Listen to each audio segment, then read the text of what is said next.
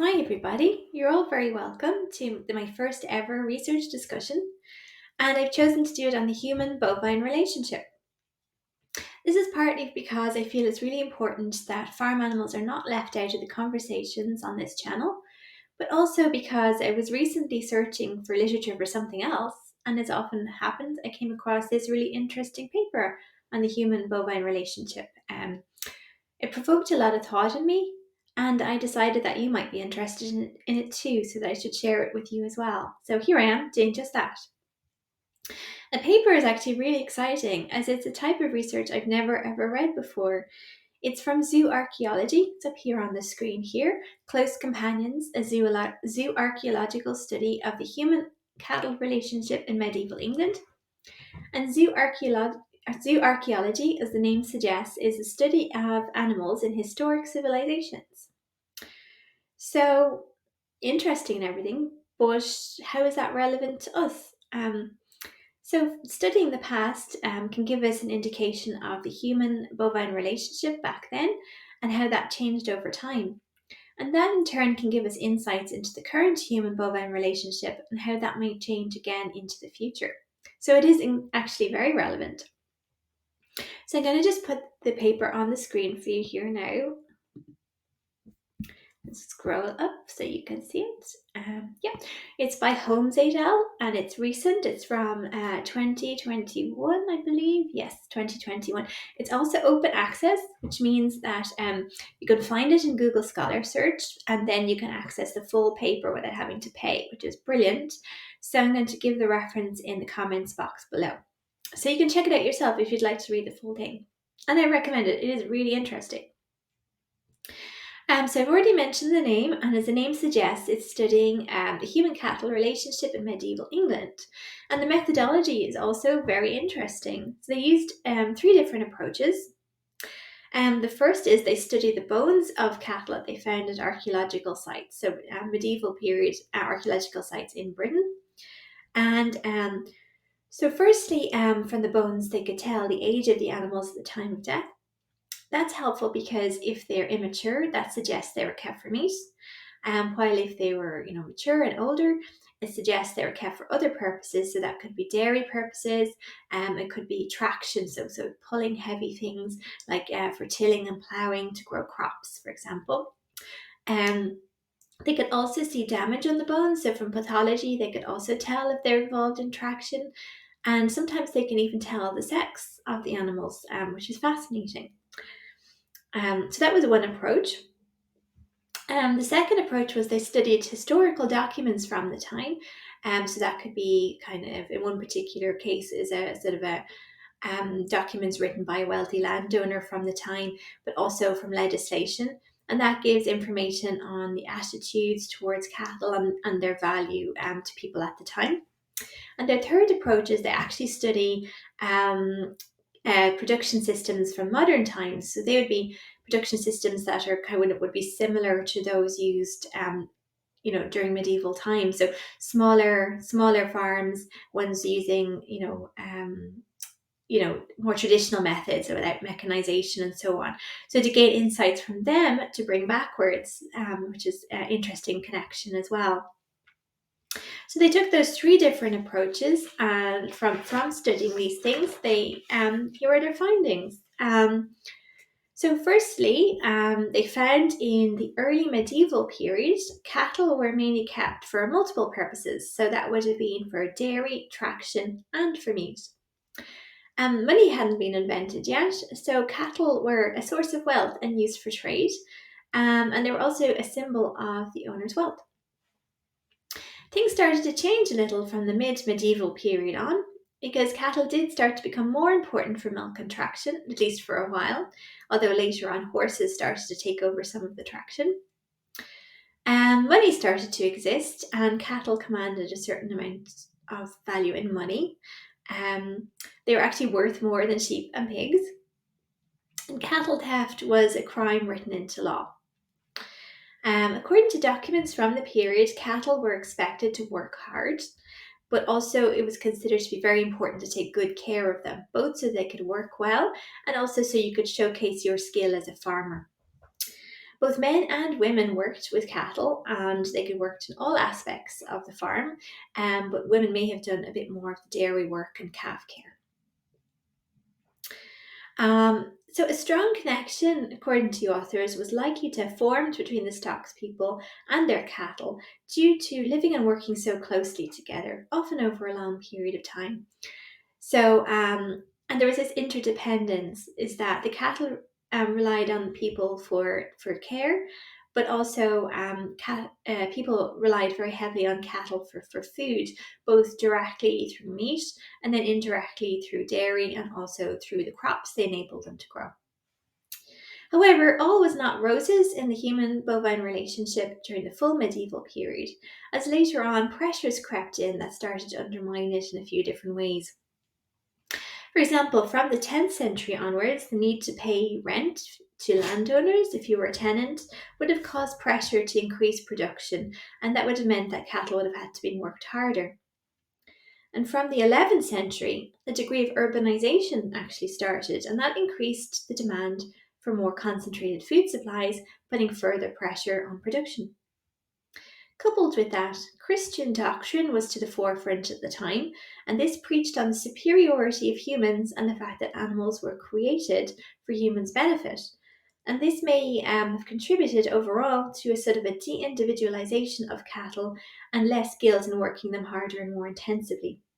And this could have weakened the once close and respectful human cattle relationship, created more distance between the humans and the animals.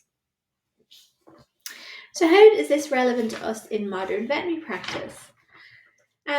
So, interestingly, we see a changing pattern in cattle use during that period from smaller scale farms where there was a good close connection and the cattle were really valued, to larger scale production where cattle weren't as valued as much as individuals and were worked harder and more intensively. We see that pattern again in more modern times. So, post Second World War, for example, where smaller farms gave way to intensive farming in response to both urbanization, probably on a larger scale to that happened in the medieval period, I imagine. Not an expert in archaeology, so I don't know about that. But also in response to the food shortages that occurred during the Second World War and a desire not to have that happen again. So this increase in intensification would have increased the distance between the consumer and the cattle. In some cases, in larger herds between the stocks person and their individual animals as well. More recently, the removal of EU milk quotas have enabled dairy herds to become even larger, which could even exaggerate this effect. And we also need to consider technological advances on the farm in more modern times and how that could be affecting the human animal relationship. So we can think of things like smart collars, video monitoring, and automatic milking parlours. They're beneficial in many ways in that, it's labour saving for the farmer and also, can help identify disease in some cases and improve production through, monitoring reproduction and sometimes it's better for animals for humans to be more hands off. However, there are risks as well, and risks to the human animal relationship in that there's less need for hands on contact or direct observation of individual animals, which could again further de individualize them and weaken the human animal bond. It can also increase animal stress when close contact or handling are actually required, and that in turn can make it more difficult on the stocks person, and there can be safety issues with that. And stress, of course, has a negative effect on production. It's bad for animal welfare. So we need to be cautious and take deliberate steps to, offset this risk to the human-bovine relationship to promote a good relationship. So what exactly can we do? So I had another look at the literature. We do need to engage in multiple positive interactions with cattle over time, with the positive interactions outweighing the negative interactions, so that their perception of us becomes favourable. But in terms of what to do or avoid, multiple sources agree that there's simply not enough research out there on this topic at present. And I did a bit of a quick Google Scholar search of the academic literature, and I didn't find a whole lot either.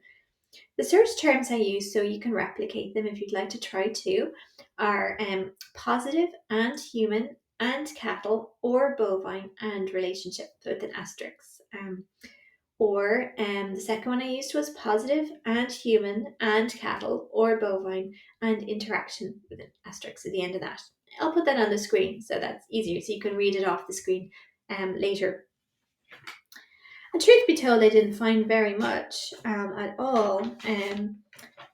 I did find a review by Hemsworth from 2003 on human-animal interactions in livestock. I'm going to bring that up for you now.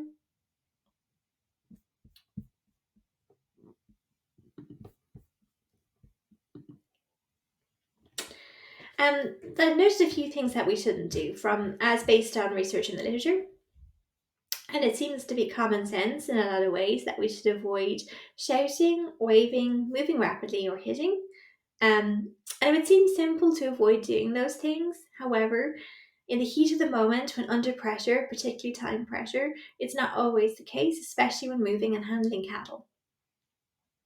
As an alternative, I recommend optimizing the handling facilities and also in view of bovine behavior and perception and using the flight zone to facilitate herding as advised by Dr. Temple Grandin. And she has a wealth of information on this and other things on her website. I'm going to show you her website now.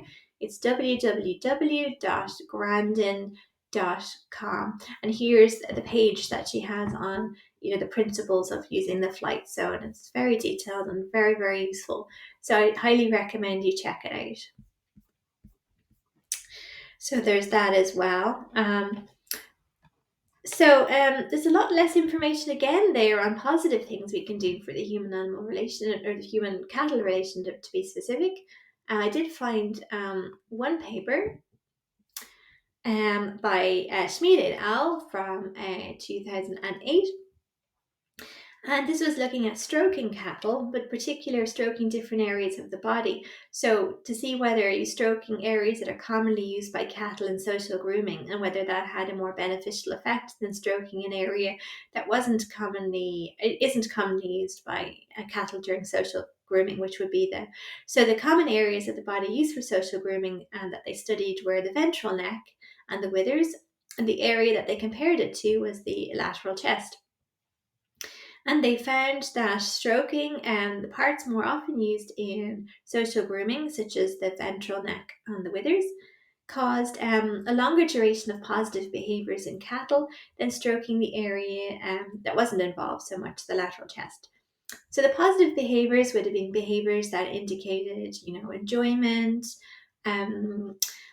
pleasure, relaxation, or kind of positive emotion, such as stretching out of the neck, almost asking for more, and loosely hanging down pendulous, relaxed ears.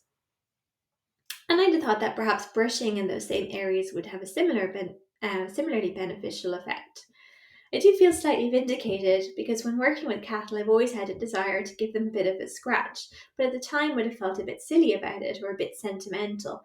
But this just goes to show that doing things like that can be beneficial to the animals in keeping them calm and happy and relaxed, and can be beneficial overall to the human-bovine relationship too. Beyond this, I didn't really find anything else, so we need to refer to animal welfare principles to guide our actions until more research is available. So, firstly, being consistently calm and having a good routine can improve predictability for cattle, which increases their sense of control over the environment, which is positive for welfare. Also, following the principles of classical conditioning, we could provide the cattle we work with tasty treats. This creates a positive association between us and the food, and creates positive emotions in the cattle. Finally, we could use positive reinforcement training using food rewards, for example, for husbandry and veterinary procedures, although I must admit that this would require significant time investment, especially for multiple animals, and may not be especially practical for an individual veterinary practitioner or veterinary nurse in practice. Right, so that is that. That is the end of my discussion. But do you have any other ideas? Or do you know of relevant research that I have missed? If so, please let me know in the comments. Otherwise, thank you so much again for joining me today. I hope you enjoyed our discussion. Bye!